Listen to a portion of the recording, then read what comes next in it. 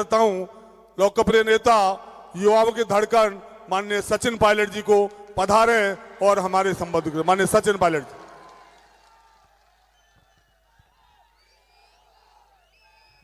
Akhil Bharatiya Congress committee की महासचिव, हम सबकी नेता प्रियंका गांधी जी, अभी जिनका भाषण आप सुन रहे थे, आपके विधायक और लोकसभा के प्रत्याशी मुरारी लाल मीणा साहब, धीरज गुर्जर जी, खटाना जी, ममता भूपेश जी, हमारी पूर्व प्रमुख साहिबा, प्रधान जी, मंच पे सभी नेतागण, इस चुनावी सभा में आप सब जो मौजूद हैं, नौजवान साथियों, माताओं, बहनों, बुजुर्गों, प्यारे बच्चों, आप सब जानते हो 19 तारीख को वोट पड़ेंगे। और जैसा मुरारी जी ने कहा, ये दौसा लोकसभा क्षेत्र है। पूरा प्रदेश और पूरा देश ये जानना चाहता है कि 2024 के लोकसभा चुनाव में दौसा की जनता, बांदीकुई की जनता किसको वोट डालेगी। और मैं आज भाषण आपके बीच में दे रहा हूं, एक कांग्रेस के नेता होने के कारण नहीं दे रहा हूं। ये भाषण मैं यहां पर दे रहा हूं, एक अधिकार है मेरा हक है, और आप सब लोगों से निवेदन कर रहा हूं, ये चुनाव देश का चुनाव है। आज प्रियंका जी समय निकालकर आपके बीच में आई हैं अपनी पार्टी के लिए, मुरारी जी के लिए वोट मांगने के लिए, इसलिए कि इस देश और प्रदेश में 10 साल की सरकार का जो काम रहा उसको जनता ने देखा, उसका आंकलन किया और अब मन बना चुके हैं कि बदलाव करना पड़ेगा। आप और हम सभी जानते हैं, जब पहली सरकार बनी, पूर्ण बहुमत की सरकार बनी, वादा जनता से किया था, प्रदेश के लोगों ने राजस्थान की 25 सीटें भाजपा को जिता दी थी। लेकिन आज 10 साल हो गए, आज नौजवान पूछ रहा है हमारे रोजगार कहां चले गए, महंगाई, बेरोजगारी आसमान छू रही है, और भाजपा के नेताओं को भाषण देना है तो वही घिसे पिटे भाषण, हिंदू के, मुसलमान के, मंदिर के, मस्जिद के, हिंदुस्तान, पाकिस्तान और समाचार समाप्त। आप सब लोग जो आज यहां खड़े हो, बैठे हो, मैं आप लोगों से निवेदन कर रहा हूं, ये चुनाव रोचक बन गया। रोचक क्यों बन गया? जैसा मुरारी जी कह रहे थे, बहुत सारे भाजपा के नेता यहां पर आ रहे हैं। कौन कौन से मुख्यमंत्री आए? उत्तर प्रदेश के, मध्य प्रदेश के, हरियाणा के, राजस्थान के तो कई बार आली होंगे मेरे ख्याल, और योगी जी, मोदी जी, राजनाथ सिंह जी, फलाने जी, ढिकाने जी। तो मैंने कहा, मुरारी जी कहते मीटिंग पहले कर लो, मैंने कहा नहीं, अभी चुनाव में 1-2 दिन रहने दो।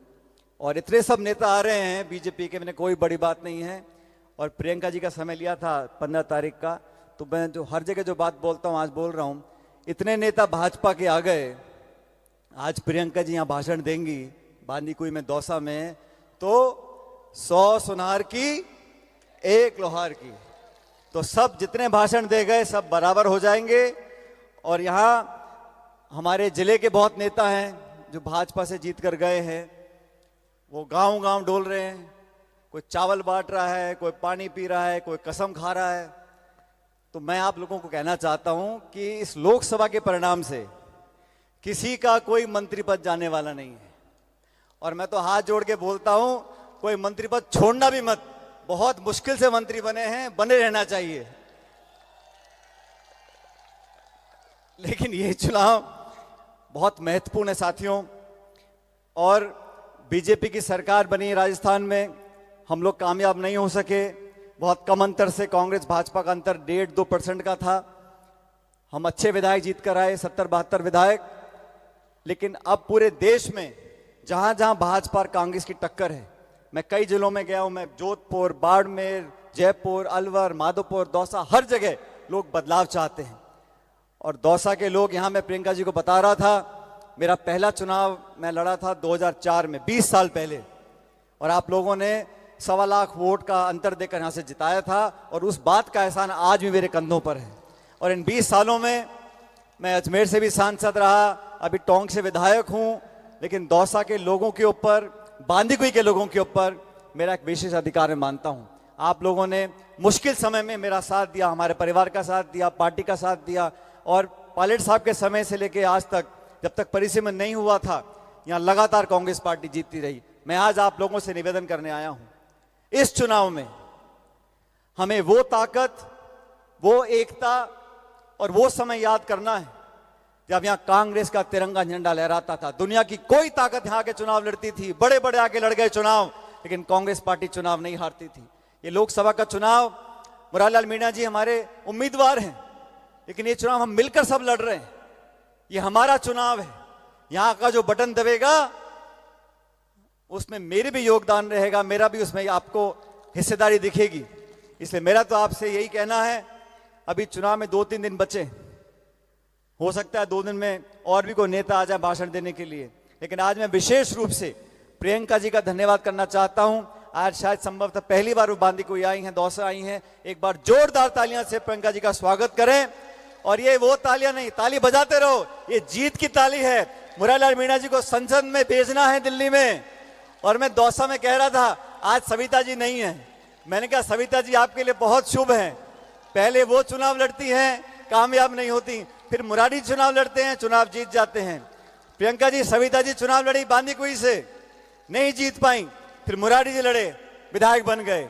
दौसा लोकसभा क्षेत्र में सविता जी को चुनाव लड़ाया 19 में, वो नहीं जीत पाई।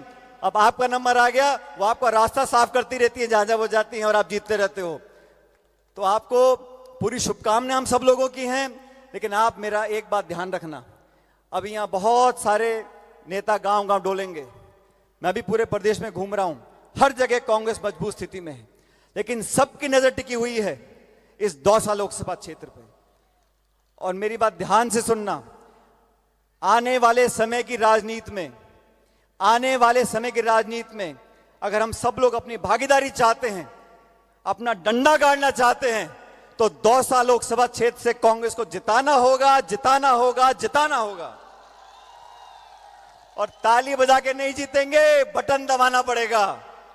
उस दिन सावे है, माना है, भात है, मायके गई, ससुराल गई, वोट डालने भूल गए तो पार नहीं पड़ेगी।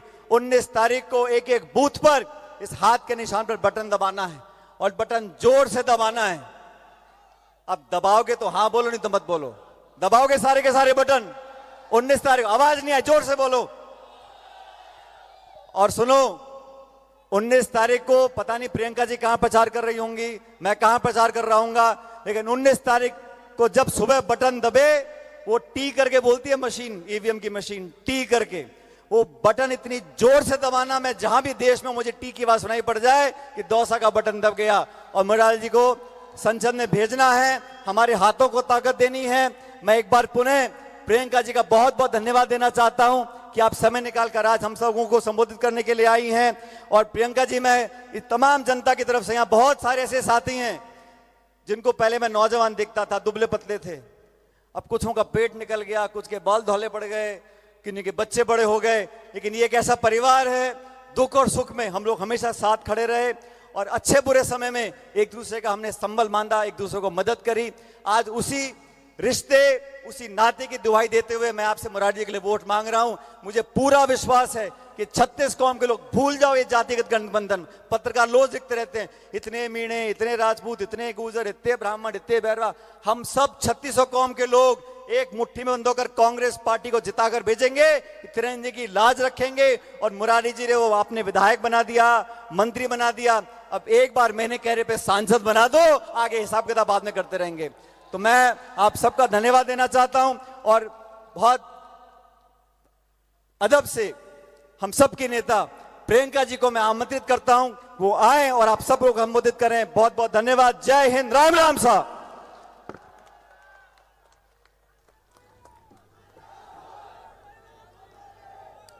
सचिन पायलट जी, मुरारीलाल मीणा जी, मेरे साथी धीरज गुर्जर जी, गजराज खटाना जी, ममता भूपेश जी, ओपी हुडला जी, रामजी लाल औध जी, अमृता धवन जी, मंच पर विराजमान सभी नेतागण, सभी पदाधिकारीगण, मेरे प्यारे बहनों, मेरी प्यारी बहनों, मेरे प्यारे भाई, आप सबका इस सभा में बहुत बहुत स्वागत।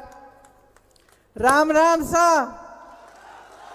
मेहंदीपुर बालाजी महाराज की, देवनारायण भगवान जी की, मीन भगवान जी की, रामदेव भगवान जी की।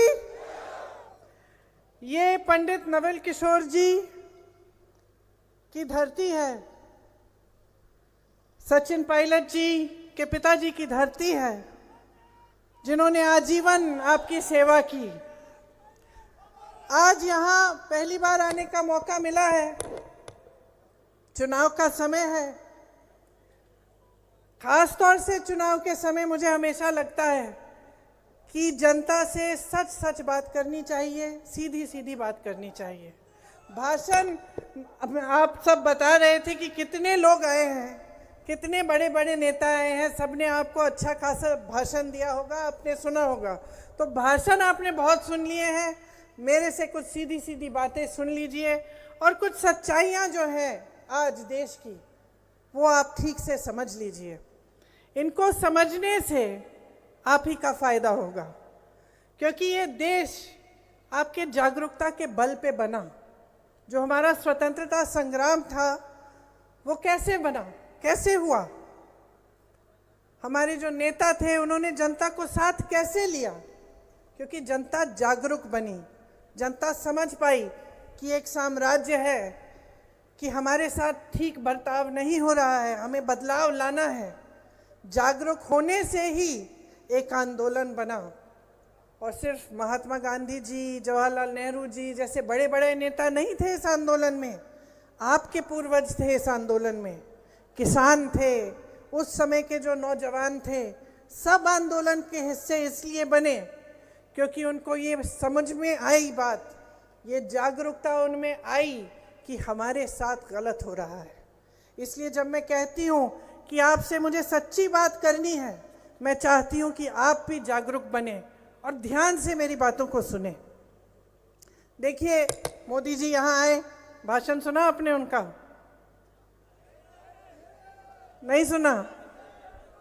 भाषण सुनना चाहिए सबका, तभी तो पता चलता है कि असली कौन है, नकली कौन है ना? मैं तो सुनती हूँ, मैंने सुना उनका भाषण, मैंने उनका भाषण सुना और सच्चाई ये है कि मुझे उनकी बातें अब हल्की लगने लग गई हैं।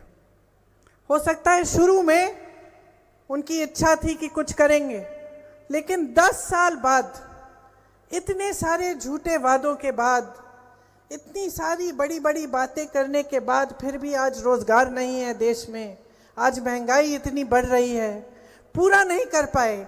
इसलिए मुझे लगता है कि उनकी बातें अब हल्की पड़ रही हैं। आपने सुना होगा, एक वीडियो देखा होगा कि इनके कई सांसद और इनके कई पार्टी के सदस्य ये कहने लगे हैं अलग अलग प्रदेशों में कि जब हमारी सरकार आएगी हम संविधान को बदलेंगे। मंच पर मोदी जी संविधान की बातें करते हैं।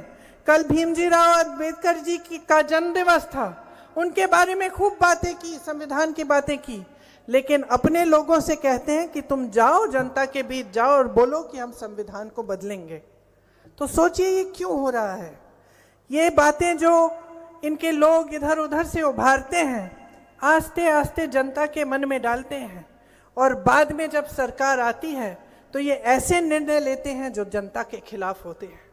इस संविधान के लिए महात्मा गांधी जी लड़े, जैसे मैंने कहा आपके पूर्वज लड़े। देश की जनता क्यों लड़ी इस संविधान को बनाने के लिए, आजाद होने के लिए एक साम्राज्य से? क्योंकि इस संविधान में आप सबका अधिकार समान होता है। मतलब आप प्रधानमंत्री हो या आप किसान हो या आप गरीब हो या आपका कोई कारोबार हो, सबका अधिकार समान होता है एक लोकतंत्र में। और यही लोकतंत्र है जिसको खून और पसीने से हम सब के पूर्वजों ने बनाया। तो संविधान बदलने की बात कैसे उठती है? संविधान बदलने की बात यूं उठ रही है कि आपके अधिकार छीनना चाहते हैं, और ये इस तरह से करना चाहते हैं कि आपको पता भी ना चले कि हो रहा है। और इसलिए आपको जागरूक बनना आपके लिए बहुत ही महत्वपूर्ण है। देखिए, चुनाव में जो भी नेता आपके सामने आता है उसे आपकी बात करनी चाहिए। आपने देखा है कि कितनी बहकी बहकी सी बातें हो रही हैं। कोई धर्म को उजागर कर रहा है आपकी जज्बातों को उठाने के लिए, ताकि आप अपने जज्बात के आधार पर वोट डाल दें। कोई मीट मछली की बात कर रहा है, मांस मछली की। मोदी जी तो हर बार राजस्थान आकर यही बात करते हैं कि मेरी बहनें बैठी हैं, उनको बुरा लगे और वो उसी आधार पर वोट डाल दें। तो आपका ध्यान भटकाने का काम तो धड़ाधड़ तेजी से हो रहा है। और अफसोस की बात यह है भाई और बहनों की, काफ़ी आपका ध्यान भटक भी जाता है। आपकी गलती नहीं है, क्योंकि मेरे मीडिया के जो भाई बहन हैं यहाँ जो खड़े हैं, यहाँ मेरे दोस्त, वो भी यही दिखाते हैं जो चाहते हैं कि आप देखें। वो भी मोदी जी के कहने पे दिखा रहे हैं। आज जितनी भी बड़ी बड़ी मीडिया की कंपनियां हैं, सब बड़े बड़े उद्योगपतियों के हैं। और जो मोदी जी की नीतियां हैं वो आज इन बड़े बड़े उद्योगपतियों के लिए ही बन रही हैं। आप देखते हैं कि देश तरक्की कर रहा है, आपको आंकड़े दिखाए जाते हैं कि देश बहुत आगे बढ़ रहा है। ये तरक्की आप अपने जीवन में देख रहे हैं कि नहीं? इस सवाल का जवाब दीजिए मुझे। सुनाई नहीं दिया मुझे? नहीं देख रहे हैं? यहाँ जितने नौजवान बैठे हैं, आप बताइए, हाथ ऊपर करके बताइए कि कितनों को नौकरी मिली है सरकार से। मेरी बहनें, आप जब बाजार जाती हैं कुछ खरीदने के लिए, जब त्योहार होता है, जैसे अब नवरात्रि का त्योहार है, आपको कुछ खरीदना पड़ता है। आप चाहते हैं कि बच्चे अच्छे अच्छे कपड़े पहने, त्योहार का दिन है, घर में कुछ अच्छा सा पके, तो आपको मुश्किल होती है कि आसानी से सब खरीद सकती हैं? मुश्किल होती है ना? पहले से ज़्यादा मुश्किल है कि कम? ज़्यादा। बहुत महंगाई बढ़ गई है। अब आप समझिए इस बात को, अभी तक जब तक चुनाव आया तब तक आप गैस सिलेंडर को कितने का खरीद रहे थे? 1100-1200 रुपए। चुनाव आने लगा, नेता क्या कहने लगे भाजपा के? 400 रुपए का आप सिलेंडर ले लीजिए। तो जब 400 रुपए का सिलेंडर ये आपको चुनाव के पहले दे सकते हैं, तो पिछले 3 साल से क्यों खरीदवा रहे थे 1200 का? समझ रही हैं आप बात? कि ये अपने फायदे के लिए कर रहे हैं, ये चीजें आपके फायदे के लिए नहीं कर रहे हैं। आज महंगाई इतनी है, मेरी बहनें सब जगह रो रही हैं। जहां मैं जाती हूं कि हम कैसे करें, हम खुद कमा रही हैं, हम खुद काम कर रही हैं खेती में, लेकिन पूरा हो नहीं रहा है। मेरे भाई रो रहे हैं, किसानों का पूरा हो नहीं रहा है कि जितना भी काम करें वो खेती में, कमाई पूरी हो नहीं रही है खेती से। क्यों नहीं हो रही है? क्योंकि खेती करने के लिए जितने सामान आप इस्तेमाल कर रहे हो सब पे जीएसटी लगी हुई है, सब महंगा हो गया है। तो कमाई कैसे होगी? पहले रोजगार खेती से बनते थे, अब नहीं बन पाते, क्योंकि खेती में जब कमाई ही नहीं है तो रोजगार कैसे बनेंगे?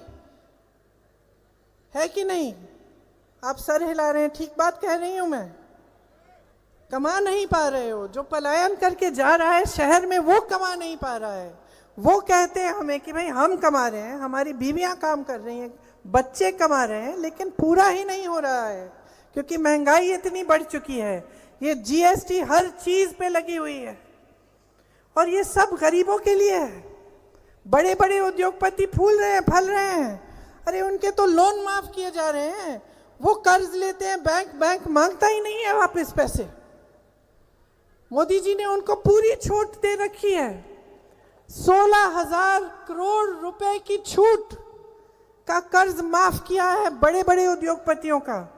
और यहाँ किसान 10,000 रुपए के लिए आत्महत्या कर रहा है। अपनी बेटी की शादी करनी पड़ती है, कर्ज लेना पड़ता है, कर्ज लौटा नहीं पाते हैं, उनका कर्ज कोई माफ नहीं कर रहा है। जब आपदा आती है, ओले बरसते हैं, खेत खराब हो जाता है, मुआवजा नहीं मिलता, कर्ज लेना पड़ता है, कर्ज माफ नहीं होता। ये परिस्थितियां हैं आपकी, ये है आपका संघर्ष, ये एक सामूहिक तपस्या है आपकी, ये आपका संघर्ष है जिसने इस देश को बनाया है। और आज उस संघर्ष को कोई पहचान नहीं रहा है, सरकार में कोई सुनवाई नहीं है। किसानों ने आंदोलन किया, इन्होंने काले कानून निकाले, किसानों ने आंदोलन किया, दिल्ली के बाहर जाके बैठे, महीनों के लिए किसान बैठे, सर्दी में बैठे, इनकी बिजली काटी, पानी काटा, लेकिन प्रधानमंत्री जी निकले नहीं अपने घर से बात करने के लिए। सुनवाई नहीं हुई।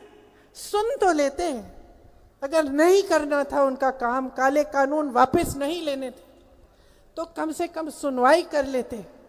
इस देश में एक बहुत बड़ी बात है, बहुत पुरानी परंपरा है महापुरुषों की, नेताओं की, जो जो जनता की सेवा करता है उसकी एक बहुत पुरानी परंपरा है, सेवा की परंपरा है।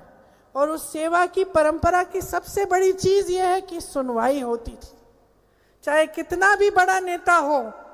मैं खुद अपने पिताजी के साथ बहुत घूमी, प्रधानमंत्री थे उस समय, और जैसे ये आपका क्षेत्र है मुरारी लाल जी, उसी तरह से उनका क्षेत्र अमेठी था, वहाँ मैं उनके साथ बहुत घूमी। छोटी सी थी, पीछे पीछे जाती थी। एक दिन किसी महिला के घर में चले गए हम, खूब डांटा उन्होंने, और मैंने तो कभी ऐसा देखा नहीं था कि मेरे पिताजी को कोई ऐसा डांट रहा है। तो मैंने कहा क्या हो गया? कहती है कि मेरी सड़क नहीं बनाई। 6 महीने हो गए, मैंने 6 महीने पहले आप आए थे, मैंने मांगी थी ये सड़क नहीं बनाई तुमने, वापस कैसे आ गए? प्यार दूंगी, मैं प्रेम करूंगी आपसे, सब कुछ जो भी है, मतलब आपके प्रति मेरी श्रद्धा है, लेकिन अगर आप ऐसा करोगे तो वोट नहीं दूंगी। तो पिताजी ने उनको समझाया, अच्छी तरह से बिठा के समझाया, और बोला कि ठीक है, मैंने इसकी कार्रवाई शुरू की है, इसमें समय लगता है, समय के बाद, कुछ महीनों के बाद हो जाएगा। तब वो सुनी, फिर हंस के चाय पिलाई सबको उन्होंने। लेकिन मेरा कहने का मतलब क्या है कि देश का प्रधानमंत्री था, मेरे पिताजी देश के प्रधानमंत्री थे, किसी की झुग्गी झोपड़ी में गए, और उस महिला का अधिकार था कि वो डांटे उन्हें, और पिताजी को बुरा नहीं लगा। उन्होंने ये नहीं कहा कि भाई मैं प्रधानमंत्री हूं, कैसे कह दिया, या इनके खिलाफ कार्रवाई करो, ऐसे नहीं कहा। बात सुनी, सुनवाई हुई, उस महिला की बात सुनी, श्रद्धा से सुनी, और बाहर आए तो मैंने पूछा, बुरा नहीं लगा ऐसे डांटा उन्होंने आपको? कहा बुरा क्या, ये तो उनका कर्तव्य है, मेरा कर्तव्य है कि मैं इनकी डांट सुनूं। लेकिन आज ये माहौल नहीं है देश में बहनों और भाइयों, आज एक बड़ा अजब सा माहौल बन गया है। आज आप खड़े होके आप अपने लिए अपना अधिकार मांगेंगे तो पूरी कार्रवाई हो जाएगी, पुलिस पकड़ लेगी आपको, डांट पड़ेगी आपको, पीटा जाएगा। आज ये माहौल बन गया है देश में, और ये माहौल बनाया किसने है? ये माहौल मोदी जी की सरकार ने बनाया है। ये मोदी जी की जो सत्ता है ना, जिसको ये पूजते हैं, ये इतनी बढ़ गई है ये सत्ता कि ये आपका संघर्ष देख ही नहीं पा रहे हैं, इनको कोई बताने वाला ही नहीं है। ये भी होता है सत्ता में, ये भी देखा है हमने। परिवार में 2-2, 3-3 प्रधानमंत्री थे तो सत्ता देखने को मिली कि लोग कैसे झूठ बोल देते हैं कि आप जीत रहे हैं, असली सच्चाई है कि आप हार रहे हैं। लोग बोलते हैं क्योंकि डरते हैं सत्ता से। तो आप सोचिए, मोदी जी की इतनी सत्ता हो गई है कि आजकल उनको कोई सच्चाई बताने वाला रहा नहीं, सब डर रहे हैं उनसे। और अजीब सा सिलसिला हो रहा है कि जो डर नहीं रहा है बेचारा मुंह खोलता है तो उसको डांट देते हैं या हटा देते हैं, परे कर देते हैं। तो सच्चाई समझ नहीं पा रहे हैं, और जो संघर्ष है आपका, जो रात दिन का आपका संघर्ष है, उससे कट चुके हैं, वो अब समझ नहीं पा रहे हैं। और यही मुझे उनकी बातों में, उनके भाषणों में दिखता है। इधर उधर की बातें कर रहे हैं लेकिन ठोस आपकी बात नहीं कर रहे हैं। किसानों के लिए क्या किया है 10 सालों में, क्या किया है आपकी आमदनी को बढ़ाने के लिए? आपको कहा था आपकी आमदनी दुगनी करेंगे, क्या हुआ? हुई दुगनी आपकी आमदनी। आपको कहा था कि आपको 15 लाख रुपए आपके खाते में जाएंगे, 15 लाख नहीं दिए, 5 किलो का राशन का बोरा दे दिया, खुद चंदा बटोर रहे हैं पूरे देश भर से। जिसको इन्होंने ठेका दिया है उससे चंदा ले रहे हैं। आप देखें जो गुजरात में पुल गिरा, और अब ये जो चंदा की सूची आई है कि भाजपा ने कितनी चंदा किस किस से ली, उसमें इनका नाम है, जिन्होंने वो पुल बनाया जो गिर गया। इसमें उनका नाम है जिनसे वैक्सीन खरीदी गई, जो आप सबको, हम सबको 2-2 वैक्सीन लगवाई, कि मोदी जी का चेहरा था उस वैक्सीन पे, उनसे भी चंदा ली है। तो इन्होंने तो चंदा सबसे ली, और आपके लिए 5 किलो का राशन, बस इसमें काम चलाओ। क्या यही है आपका अधिकार एक लोकतंत्र में? क्या यही है आपका अधिकार इस देश में नहीं। इसलिए मैं कह रही हूँ जागरूक हो जाओ। आपके रोजगार बनाने के लिए क्या किया? जितने बड़े बड़े कारखाने थे सरकारी, अपने बड़े उद्योगपति मित्रों को दे दिए। जितने बंदरगाह थे, जितने हवाई अड्डे थे, जितने बड़े बड़े कारोबार थे सरकार के, सारे तमाम इनको पकड़ा दिए। क्यों? कौन है ये लोग कि देश की पूरी संपत्ति इनको दे रहे हैं? ये आपकी संपत्ति है, मोदी जी की संपत्ति नहीं है। ये मेहनत से आपके पूर्वजों ने बनाई है, ये आपकी संपत्ति है और ये सब उनको सौंप दी। कर्ज माफ होते हैं उनके, किसान मेहनत करता है, खून पसीना बहाता है, उसका कर्ज माफ नहीं होता, उसको कुछ नहीं मिलता।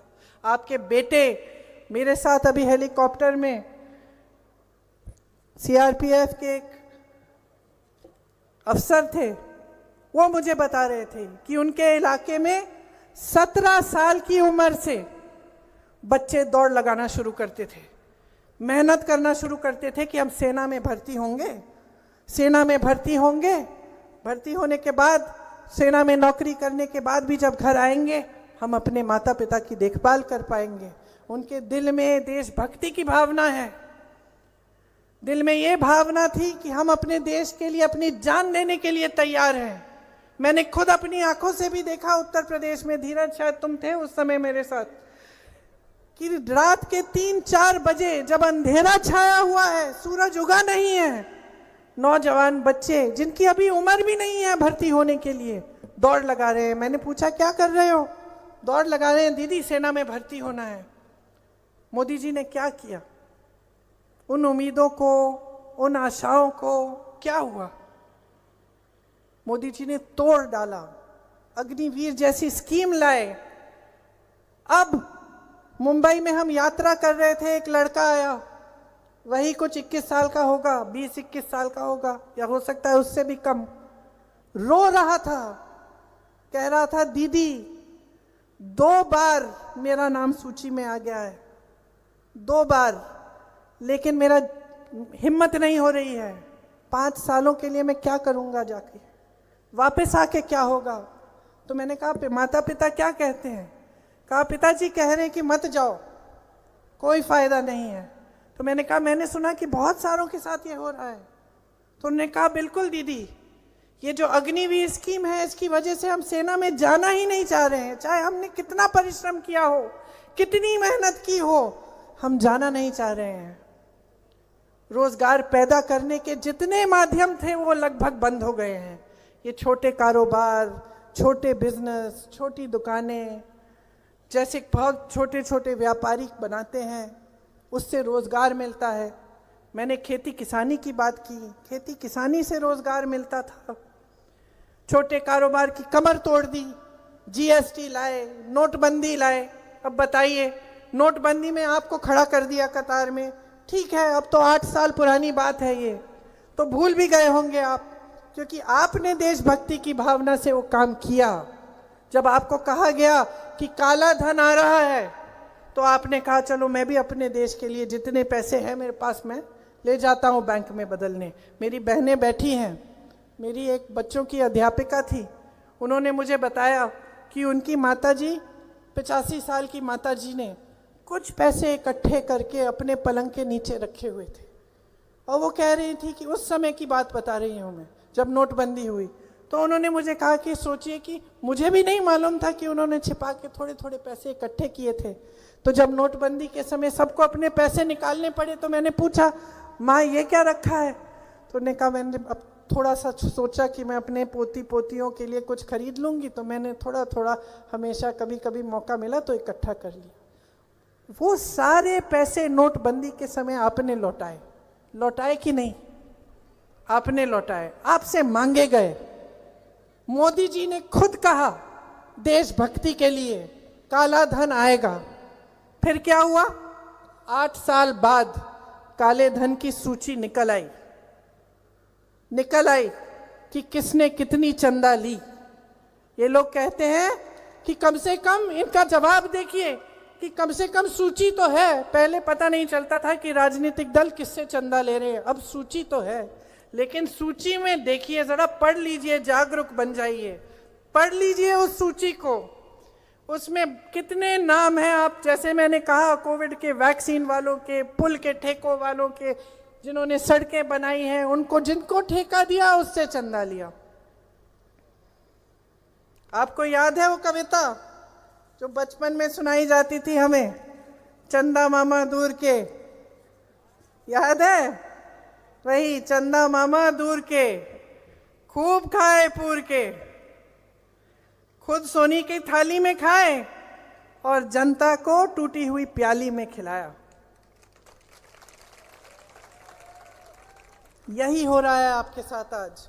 और यहाँ चुनावी मंच है, उस पे इस वजह से मैं नहीं कह रही हूँ कि मैं चुनावी मंच पे खड़ी हुई हूँ और मैं चाहती हूँ कि आप वोट दो। मुझे सचमुच दुख होता है, सचमुच दुख होता है कि देख के कि इस देश में आज क्या हो रहा है।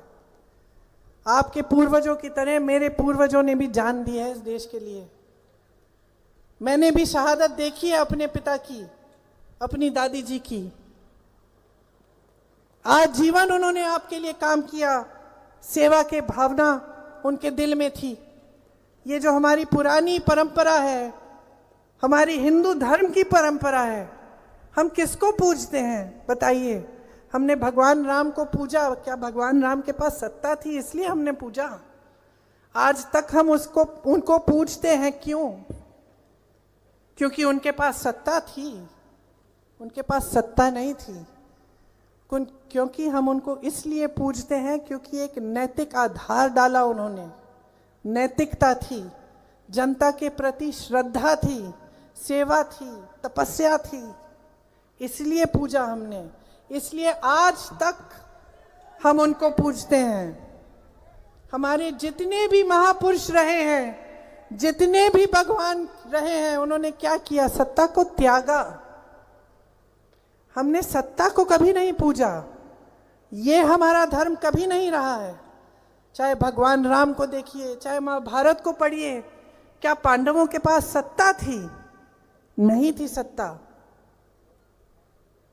हमेशा हमारी श्रद्धा इस देश में हमारे धर्म ने सिखाया उसके प्रति रही है जिसने सेवा भाव से, आदर से जनता की सेवा की है। हमेशा महात्मा गांधी जी को देखिए, तो ये एक भावना होती है और हम इस भावना को अपने नेताओं में ढूंढते हैं। और हो सकता है कि आपने शुरू में यही भावना देखकर या सोच के कि ये भावना है मोदी जी के दिल में भी, उनको आपने आगे बढ़ाया। लेकिन आज परिस्थितियों को देखिए ना क्या हो रहा है। सत्ता के लिए सब कुछ कर रहे हैं, सरकारें तोड़ देते हैं। पूरा देश देख रहा है, पूरा देश देख रहा है कि पैसों के बल पर टूट रही है सरकार, कि विधायकों को 100-100 करोड़ रुपए दिए जा रहे हैं सरकार को टूटने के लिए। सरकार को जनता ने चुना, तोड़ने के लिए आप पैसे दे रहे हैं। आपकी नैतिकता कहाँ है? सेवा की भावना कहाँ है? जनता के प्रति श्रद्धा कहाँ है? आप सबसे चंदा लेके काम करा रहे हैं। जो चंदा नहीं दे रहा है उस पर एजेंसी डाल रहे हैं, चंदा देता है तो एजेंसी का काम बंद। क्या यही नैतिकता ढूंढ रहे हैं आप अपने नेताओं में? क्या आप अंधे हो गए हैं कि चलिए करने दीजिए जो कर रहे हैं? मोदी जी कर रहे हैं, सही कर रहे हैं, कुछ भी करें, गलत बात है। इससे नुकसान आपका हो रहा है, मोदी जी का नुकसान नहीं हो रहा है, भाजपा के बड़े बड़े मंत्रियों का नुकसान नहीं हो रहा है। मैं तो इतना कहूंगी कि हम लोगों का भी नुकसान नहीं हो रहा है, क्योंकि आपकी कृपा से आपने हम सबको इतना दिया है कि हमारे भविष्य तो सुरक्षित है, आपने दिया है। लेकिन आपका भविष्य सुरक्षित करने का काम कौन कर रहा है आज ये बताइए? क्योंकि मुझे तो नहीं दिख रहा।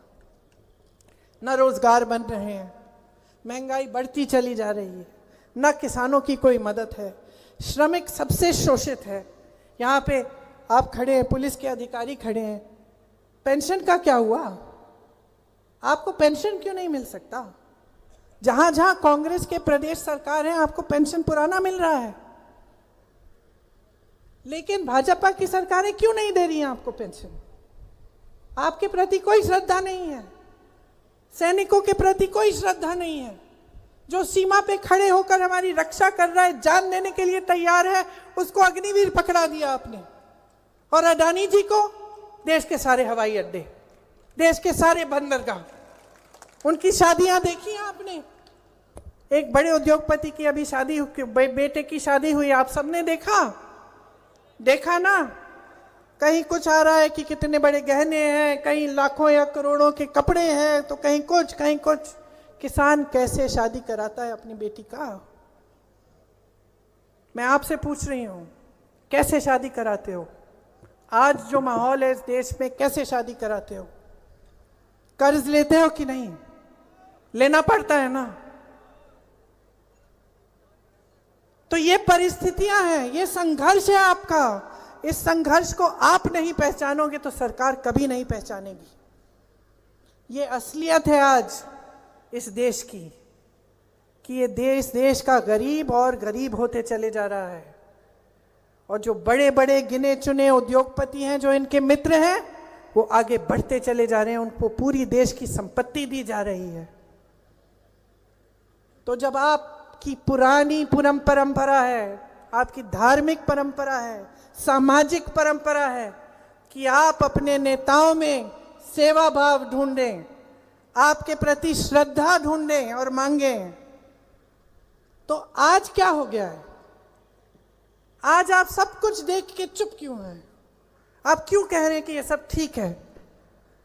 खरीदने दीजिए इन्हें सरकार, चंदा लेने दीजिए गलत लोगों से, चाहे हमारे लिए रोजगार बनाए ना बनाए, महंगाई बढ़ती जाए, सब कुछ होता जाए, हमें कोई बात नहीं, करने दीजिए। एमएसपी मिले ना मिले, क्यों मान लिया है आपने ये कि अब ऐसा ही चलेगा? इस स्थिति को बदलने की शक्ति आपके हाथों में है। सबसे बड़ी शक्ति लोकतंत्र ने, महात्मा गांधी के आंदोलन ने आपको दिया। आपके पूर्वजों के आंदोलन ने आपको आजादी दी। आजादी इसलिए दी क्योंकि आपके हाथ में वोट का अधिकार मिले। और आप आंखें मूंद करके जाके पोलिंग में वोट दे देंगे अपना। किसका नुकसान होगा? आपका नुकसान होगा। मैं सिर्फ इतना कहने आई हूं आपसे, जागरूक बन जाइए। इस वोट में आपके अगले 5 सालों का भविष्य है। ये जो लड़के खड़े हुए यहां, तुम्हारा भविष्य है। तुम अपना भविष्य बनाना चाहते हो, अपने लिए रोजगार चाहते हो, तो सही वोट डालो। पता करो कि कौन सा राजनीतिक दल क्या कह रहा है, सुनो ध्यान से उनकी बातें। कोई मांस मछली की बात कर रहा है, करने दो उसे वोट मत दो अपना। कोई आपके धर्म की बात इसलिए कर रहा है क्योंकि उसको वोट चाहिए, पहचानो उसको। जो कांग्रेस पार्टी आज कह रही है कि किसानों के लिए एमएसपी का कानून बनेगा, आपका अधिकार बनेगा, आपको एमएसपी मिलेगी। कांग्रेस पार्टी कह रही है कि अग्निवीर को खत्म करेंगे हम, कि 30 लाख सरकारी पद खाली हैं मोदी जी की सरकार में। 10 सालों से खाली पड़े हैं, तुम खाली पड़े हो, तुम खाली पड़े हो, तुम खाली पड़े हो, और तुम्हारा वहां पद खाली पड़ा है, लेकिन उसको भरने की कोई प्रयास नहीं हुआ है। तुम खाली पड़े हो, तुम बेरोजगार हो। हम कह रहे हैं उन पदों को भरेंगे और तुम्हें रोजगार देंगे। हम कह रहे हैं कि स्नातक पास बच्चों को हम अप्रेंटिसशिप देंगे। जैसे रईसों के बच्चे जाते हैं ना, पढ़ाई खत्म करने के बाद इंटर्नशिप करते हैं, उनको पैसा भी मिलता है कंपनियों से, उस तरह की अप्रेंटिसशिप हम आपके लिए लाएंगे। 1 लाख रुपया मिलेगा आपको जब तक आपकी नौकरी नहीं मिलेगी। 5000 करोड़ का हम फंड बनाना चाहते हैं कि नौजवान जब अपना कुछ छोटा सा कारोबार शुरू करना चाहता है, उसको उस फंड से पैसे मिले ताकि वो कारोबार शुरू कर पाए।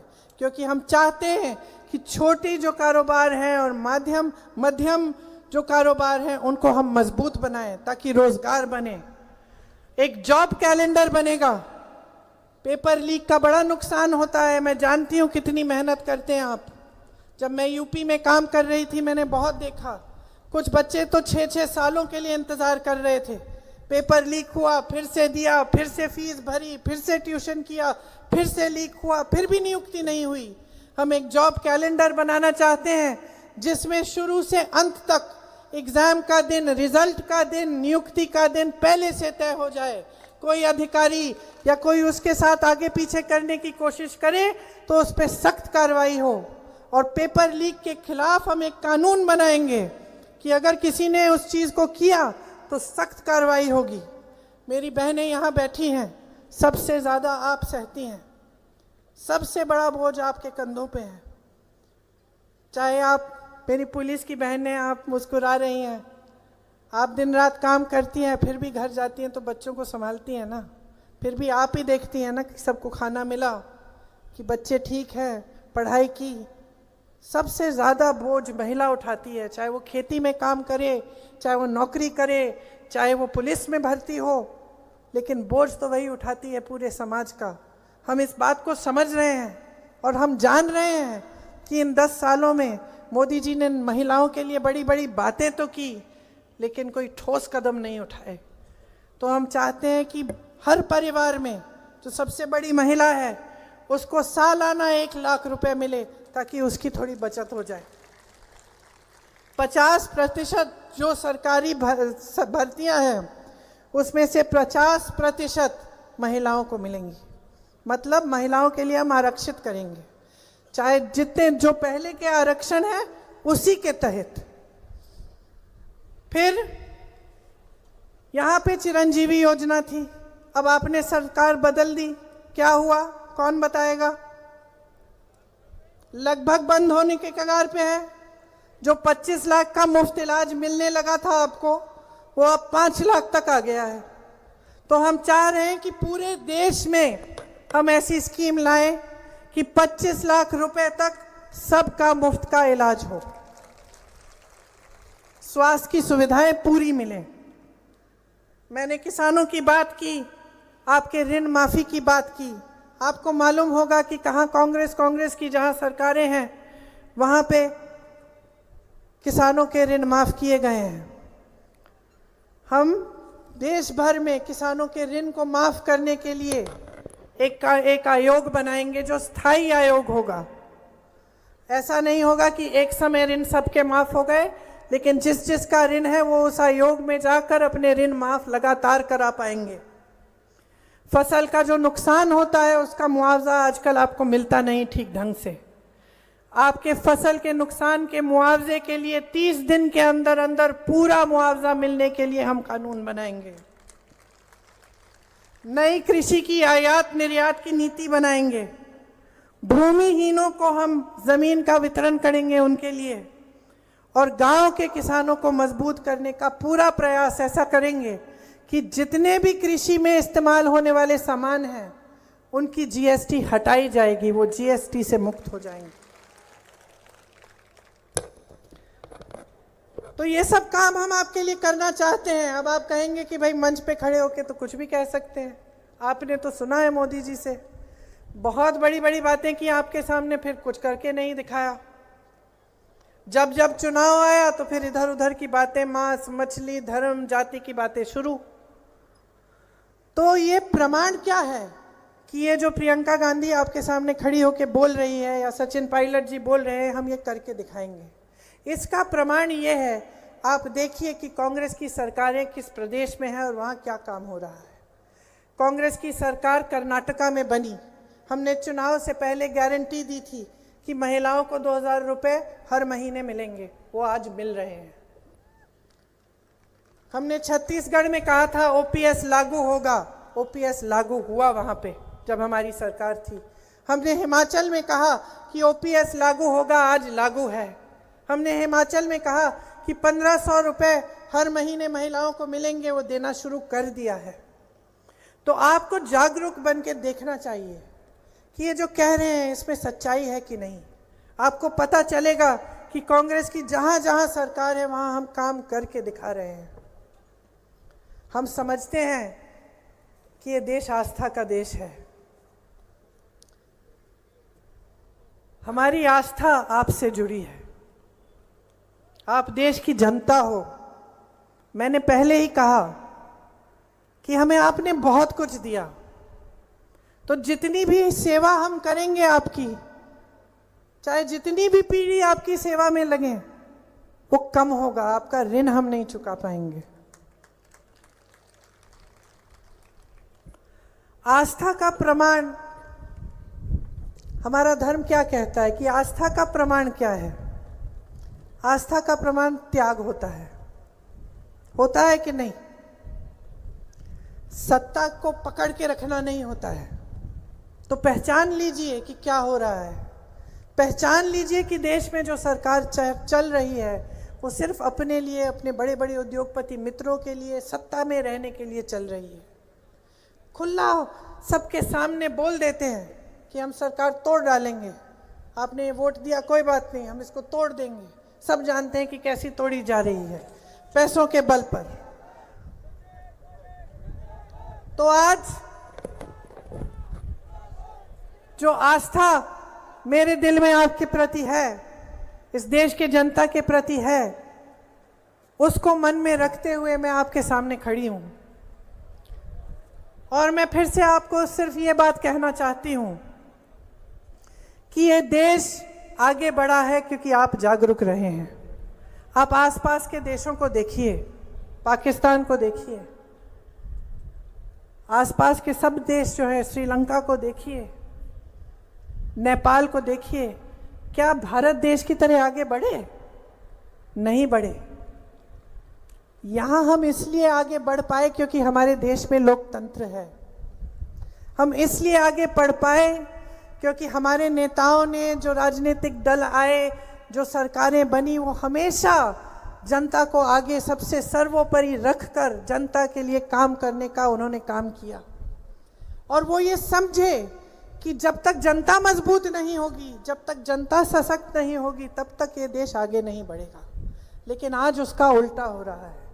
आज आपको दबाने का काम हो रहा है, तरह तरह की बातें आपको बहकाने के लिए कही जा रही हैं, और नीचे उसका आधार ये है कि लोकतंत्र को ख़त्म करना चाहते हैं। और मैं आपसे कहना चाहती हूँ कि ये जो चुनाव है ना, ये दौसा का चुनाव नहीं है, ये सिर्फ कांग्रेस पार्टी और भाजपा के बीच चुनाव नहीं है, ये अपने देश को बनाने वाला चुनाव है। ये देश का भविष्य तय करेगा।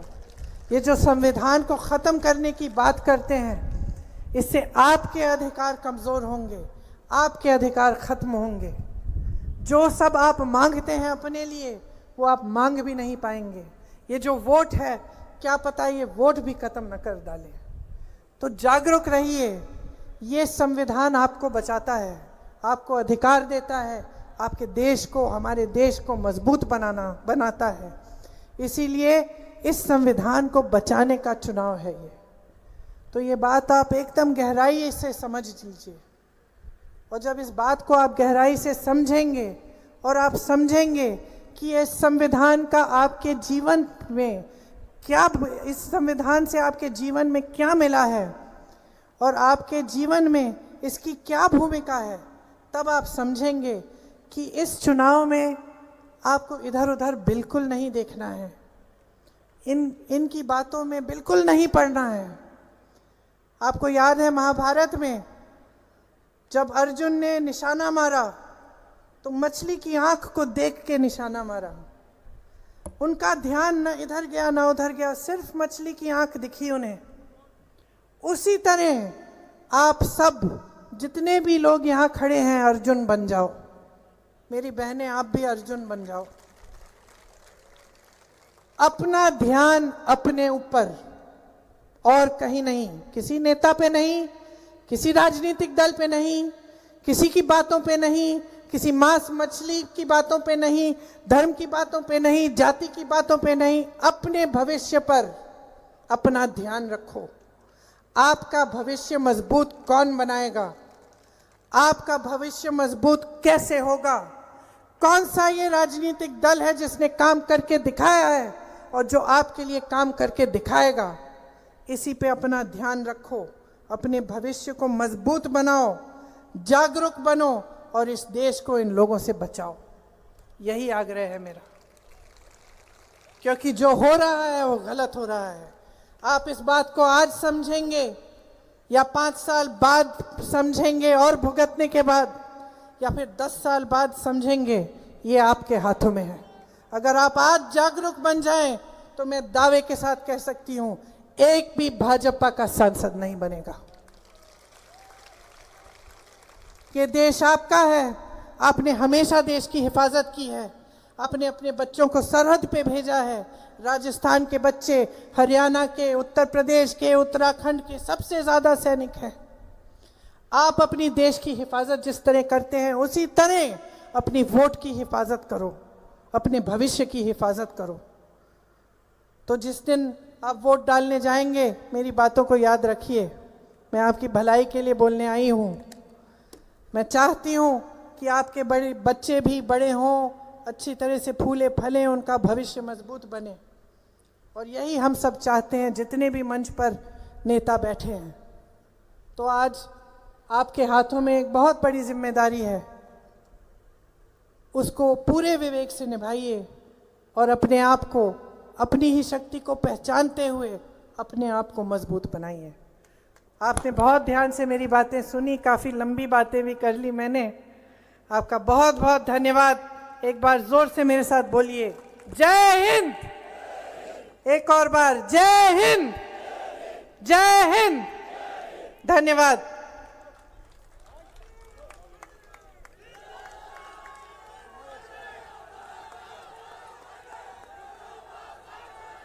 पधारे और अपनी बात कहें।